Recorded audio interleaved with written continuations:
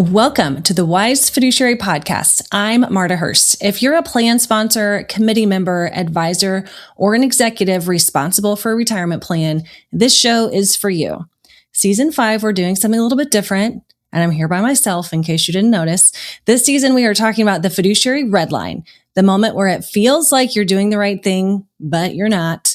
It's where the industry standard stops being safe and where a routine decision quietly becomes exposure. Each episode will take one decision point and examine it closely, not from a sales perspective, not from a marketing perspective, but from a fiduciary one. Because most plan failures don't begin with bad intentions. They begin with comfort. Let's define the red line. This episode, we're going to talk about the committee that never asks why. I've met a lot of different retirement committees over the years. I spent 17 years working with a third-party administrator, and I've been here at Fiduciary Wise for 4 years now. So I've had a lot of committee experience, and some are really fantastic. They're curious, they're engaged, they're thoughtful.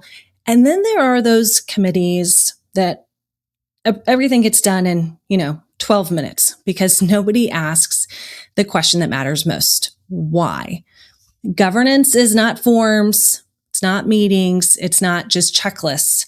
It's about culture, and culture shows up in the questions your committee does or does not ask. We actually had an internal meeting at Fiduciary Wise earlier today, and our founding partner, Don Jones, talked about this exact concept. He talked about a committee meeting he was having. If you are a client of Fiduciary Wise, you know we have those on the regular, and we have a pretty standard agenda. But his committee meeting today just went really great because everybody was really engaged and they were asking a lot of questions and trying to figure out how to do what's best for the participants and really talking through that, not just finishing checklists. So here's the red line. If your committee can't explain why a decision was made, you can't defend it. Today, we're talking about passive governance, the rubber stamping, and why regulatory scrutiny often starts long before any actual mistakes occur. So governance sets the tone. Before fees, before QDIAs, before plan design, governance is the foundation. And I mentioned fiduciary risk begins with the culture. Are committee members engaged? Are they just showing up because this meeting happens to be on their calendar?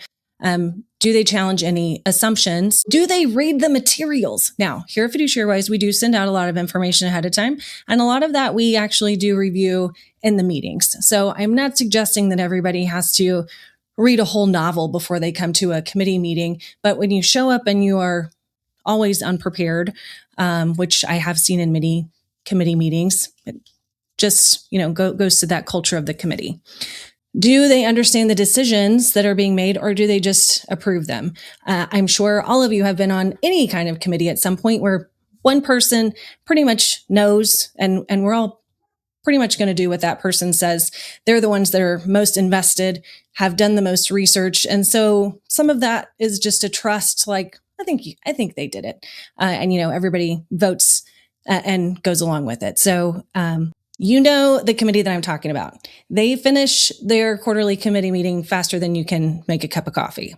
One plan I reviewed had 14 consecutive sets of minutes, every minute lasting about the same amount of time. No questions asked, no discussions noted. Everything was acceptable. Every fee was reasonable. The QDIA section just said, fine. That's not governance. That's liability with a header. So here's some questions for you in the audience. Does your committee actually discuss anything? I'll let you think about that for a second. When's the last time someone asked why instead of how fast can we wrap this up? I do have some clients that they'd really like to make sure that we keep it within a particular time frame. And I'll be honest, we do try to stick with that and be conscientious of people's time on the call. But sometimes providing and reviewing fiduciary governance cannot be completed in this tiny window of time that people would like. Now, when you have a Fiduciary Wise, there are some of those things that we are discussing internally, and ideally, you don't have to be as engaged or review as much of the material, but it's still important to have engagement, and it's okay to ask questions even of your plan fiduciary. Do your minutes show evidence of prudence? So again, from the Fiduciary Wise standard, I think about our clients and our meetings, and there are a lot of things that we try and do in advance of the meeting so that we come with good information if there's a decision that needs to be made. But it's important, even if you are a client of Fiduciary Wise, to do some thinking on your own, to ask questions, even of us. That's okay. If you've been on one of our meetings, you know that the service providers have reports that they provide as well. It's okay to ask them questions too. And we even ask questions of our employers so that we make sure what's going on within their business and how that might impact the retirement plan. So all of that is important for how we govern the plan and how we document the substantive procedural prudence. And so I was thinking when I was preparing for this podcast about our meeting minutes and what they look like. And do we document if there's discussion? Do we document how decisions are made? And thankfully, I was thinking of a few particular examples. Yes. Why, yes, we do. My favorite thing is when we practice what we preach. So what do quality minutes include? The topics that have been reviewed, the rationale for decisions, options that have been considered. So obviously not all of them make it to the final round, but just know what options were reviewed. Questions asked. If somebody asks a question, it's okay to put it in there. Follow-up items assigned. I will say Fiduciary Wise is very excellent at this. We have a whole section where we document what the follow-up items are. And then our documented prudence. What do bad minutes look like? We reviewed the fees, check. Approved investments, check. Discussed the QDIA, check. Everything is good. Now, I love an all good fiduciary meeting. We have some of those too. Hey, everything is going great. We didn't have any big decisions to make today. We didn't have a lot of discussion, and that's okay too. But if you have 5 of those in a row, 6 of those in a row, you have to start wondering, like, are we just going through the motions here, or are we really thinking about this plan as we have these meetings? So could you handle some scrutiny?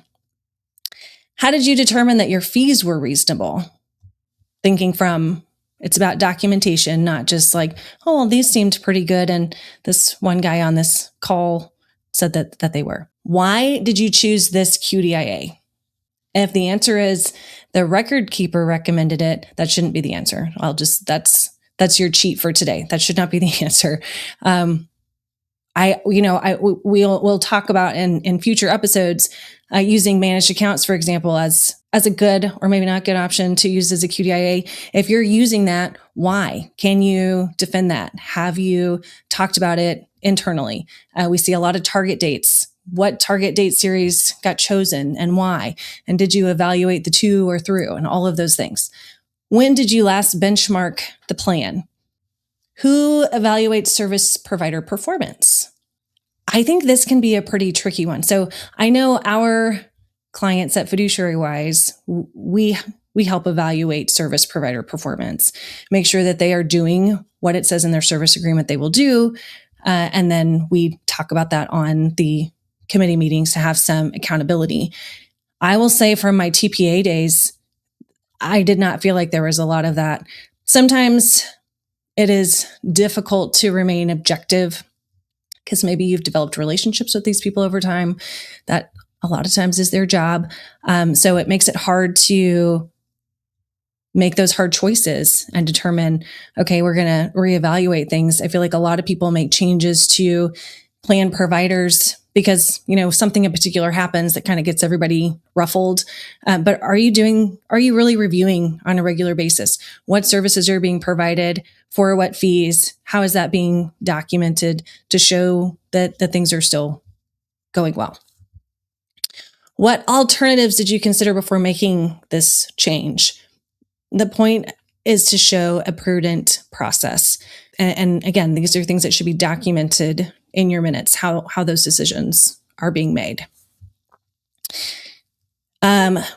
We thought they did that committee. I'm sure we've all seen those as well. It's common for us to take over a plan, and as we dig in, who does this or who does that, we get a lot of blank stares or finger pointing.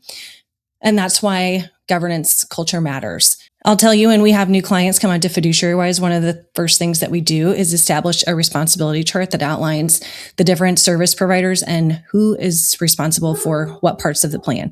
Really helps be very clear about who is handling what. And we have in prior podcasts talked about the different service provider roles and who typically does what and where some of that overlap is. It can get tricky for sure. This is why governance culture matters. Let's talk for a minute about passive governance. That's also a risk. Committees become passive for very predictable reasons. People are busy. Meetings feel routine. Materials can be overwhelming. Assumptions go unchallenged. Report fatigue sets in. No news is good news mentality. So I mentioned if you have a 402A fiduciary, like Fiduciary Wise, you've delegated 90% of that. If you haven't, you can't operate on autopilot. What I've learned about meetings, those passive meetings, you can miss a lot of important things, important plan changes, fees, rules, etc. You can also accept underperformance too long. We have a plan even here at Fiduciary Wise, and the committee just doesn't seem to be bothered by some underperformance. And so we bring it up and we talk about it. And this last meeting, I really kind of had to get everybody's attention to say, hey, these are things that we need to be addressing, because that committee, love them. They're great to their employees. They just kind of get into that, oh, I think everything's okay, and we're just going to keep doing the same thing we've always done. Blindly adopting QDIAs. I see this a lot when plans initially move to a new provider. They just pick whatever. There's not really any thought process or decision making with regard to what QDIA is being chosen. And I admit there can be a lot of information. So now the safe harbors for a QDIA are managed accounts, target date funds, or a balanced fund. So now you have to decide which of those three you're going to do. We see a whole lot of target date funds. Totally acceptable. Now you have to decide, do you want a 2 target date fund or a 3 target date fund? How much do these target dates cost? I am not saying that these decisions are not without a lot of information, but they're important, and you can't just sit by and check the box and say, sure, that sounds good, without any information or documentation as to why. That we do see a lot of delegation confusion. Who's doing what? We talked a little bit about that already. Lack of fiduciary defense in audits. If you don't have these things documented, then they didn't happen, essentially. So even if you have a great conversation in a meeting, but it's not documented, then you have no documentation to back up your decisions. We also see failing to catch operational errors like eligibility or compensation definition problems. So just kind of, having this autopilot mentality, stuff starts happening. So if you're not being active in how you are participating and how you are reviewing the plan, there's a lot of potential risks there. A passive committee is like a smoke alarm with dead batteries.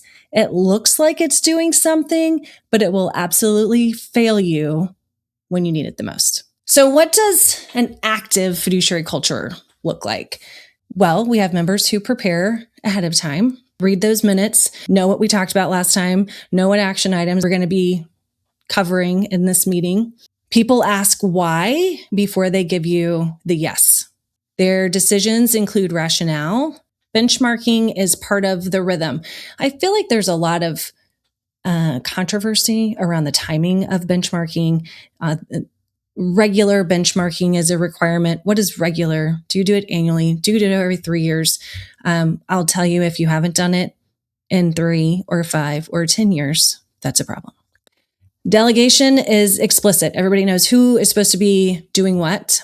Minutes reflect thoughtful discussion. So again, this is also about, if we made a decision, how do we document how we came to that decision. So making sure that the minutes reflect that. Providers are questioned respectfully. So just because you are asking things of your provider does not mean that you are waterboarding. It doesn't mean that you are mad at them. It just means that you are having thoughtful conversation and respectful conversation with them about what's going on.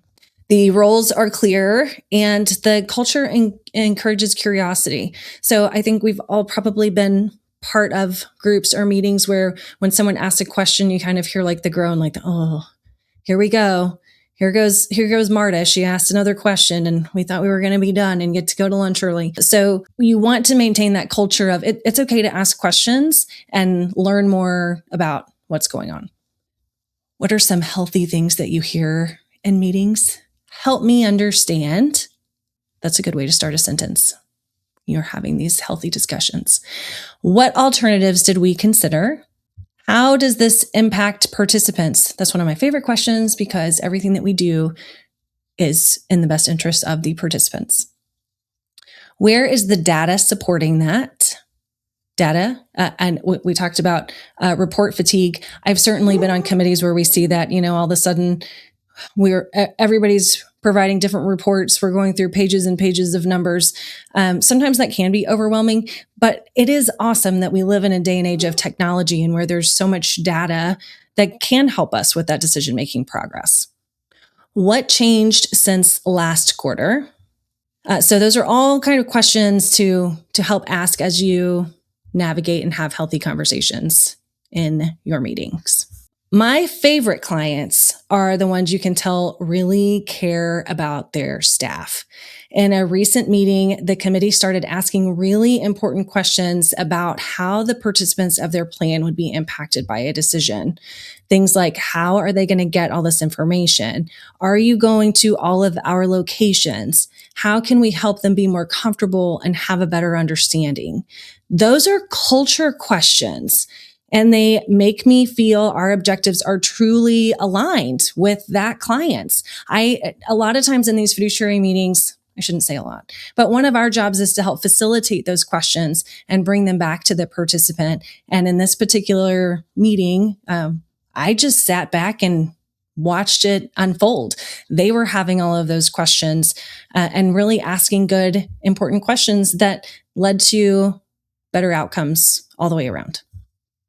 So here's your action items for this week. This season, I'm giving out homework. So don't hate me for that. I think it's good. It's like just little bite-sized homework assignments every week that will make sure that at the end of the season, your plan is in excellent shape. So really, you're welcome. All right. I want you to open up your last 3 sets of committee meeting minutes and then ask yourself, can we explain why we made each decision? Even better, do the minutes already reflect that? Also, make sure that they don't all look exactly the same. I mean, they can look the same in terms of format and structure, but there should be some uniqueness to these minutes because hopefully you've had some discussion. I gave you 3 because sometimes, there's not a lot going on in plans, but we've had a lot going on in the last year in retirement plans. So I'm hoping that you've got some good, ample discussion that has been documented in your minutes. If the answer is no, so just a reminder, the initial question was, can we explain why we made each decision? If the answer is no, that is your signal. Better questions lead to better governance, and better governance leads to better outcomes. Better outcomes protects you and your fiduciary standings. If you want help strengthening your committee structure, improving your minutes, or creating a culture where why is the starting point, I hope that you will reach out to us. We are happy to help. Thanks for listening. If today's episode raised questions about your plan, good. That is the point.